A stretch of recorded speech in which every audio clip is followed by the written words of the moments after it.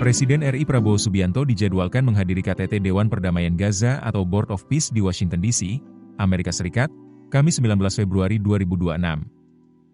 Forum ini merupakan inisiatif Presiden Amerika Serikat Donald Trump. Namun, keputusan tersebut memicu perdebatan di dalam negeri dan dinilai berpotensi berdampak besar pada politik nasional.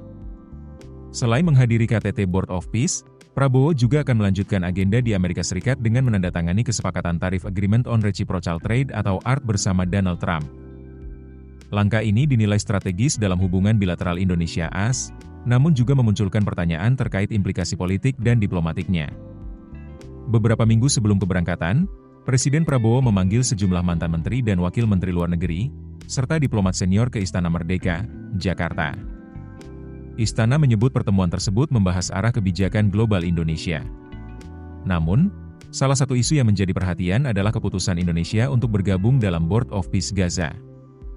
Mantan Wakil Menteri Luar Negeri Dino Patijalal termasuk tokoh yang memberikan catatan kritis.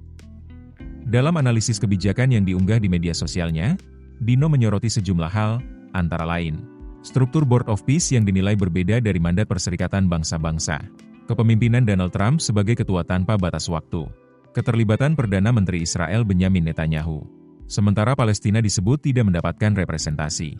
Menurut Dino, apabila forum tersebut melenceng dari prinsip hukum internasional atau mengecilkan peran PBB, Indonesia sebaiknya mempertimbangkan untuk keluar.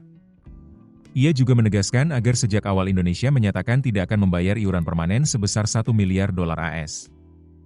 Nominal itu disebut sangat besar, sekitar 500 kali iuran Indonesia untuk ASEAN, atau setara 50 tahun kontribusi Indonesia untuk PBB. Sejumlah kritik lain menyebut keputusan bergabung dalam Board of Peace terkesan tergesa-gesa dan belum melalui konsultasi luas dengan publik maupun parlemen. Namun, argumentasi utama yang berkembang dari pihak Presiden adalah bahwa ketika Donald Trump membentuk forum baru dan menantang lembaga internasional seperti PBB, Indonesia sebaiknya berada di dalam forum tersebut agar dapat ikut memengaruhi arah kebijakan, bukan hanya menjadi penonton.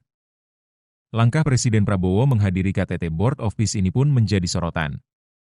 Apakah keputusan ini akan memperkuat posisi Indonesia di panggung global? Ataukah justru memicu konsekuensi politik dan diplomatik di dalam negeri? Kita akan terus mengikuti perkembangan selanjutnya. Download aplikasi Kontan sekarang di App Store atau Play Store. Keputusan bisnis terbaik datang dari data, bukan tebakan. Mudah berlangganan Business Insight dengan subscribe with Google.